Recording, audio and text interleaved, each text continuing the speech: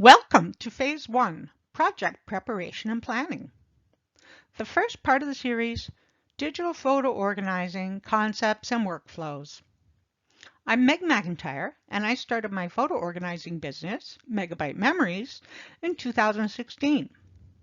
I know from experience that when organizing a client's digital photo collection, it's vital to start the project off right. You need to ask the right questions, and you need to learn as much as you can about a collection before files are gathered. When you ask the right questions, you'll be able to assess what photo organizing tasks will need to be done to meet the client's needs, goals, and budget. Once files have been gathered, you'll inevitably discover something you didn't expect, and the project scope may change. But if you've prepared well, the adjustments needed to a plan or contract will be minimal.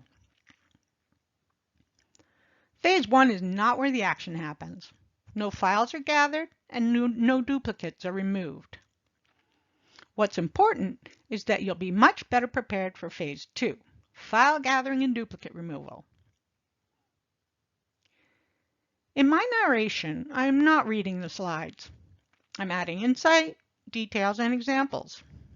So whenever the course video moves to a new slide, I'm going to be silent and give you a little time to read what's on your screen. If you want or need more time to read a slide carefully, just hit pause.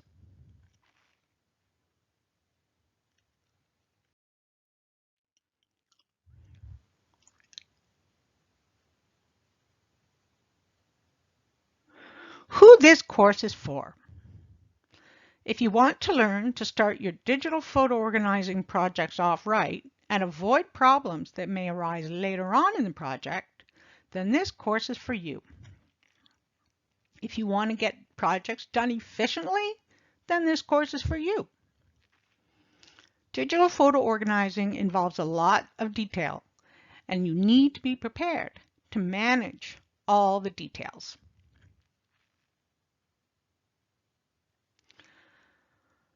As for the recommended skill level, if you do have the skills listed here, you'll be off to a great start.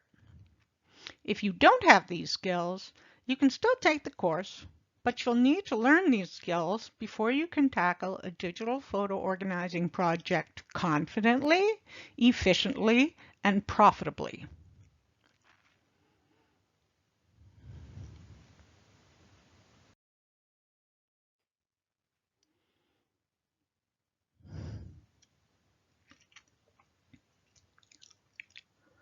Course outline.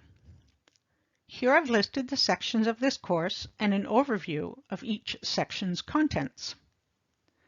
It's very important to understand that the sections project pricing, determining client needs and goals, collection discovery, and project scope are very interdependent.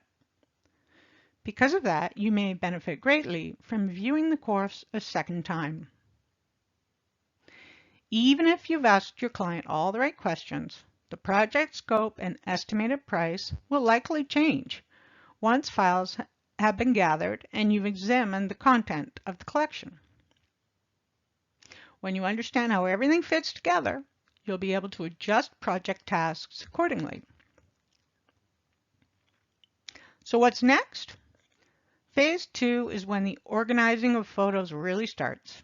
And to get maximum benefit from Phase 2 course content, you'll need to take the Phase 1 course.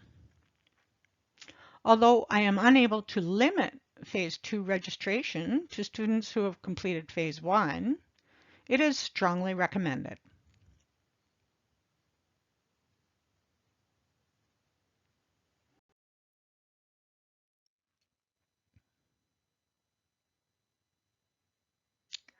Course philosophy.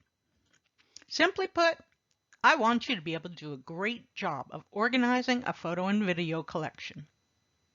Also, I believe that adding metadata to photos is the only viable long-term method for preserving information about those photos.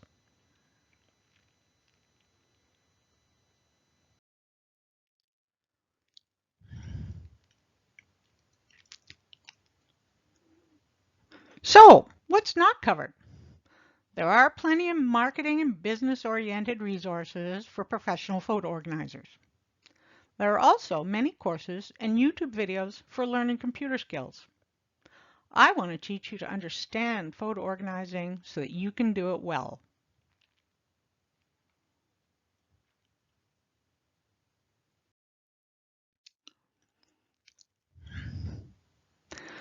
The course materials include an image of every slide, along with the text of all the narration. Everything's in PDF files, so you'll have a reference to use when working with clients.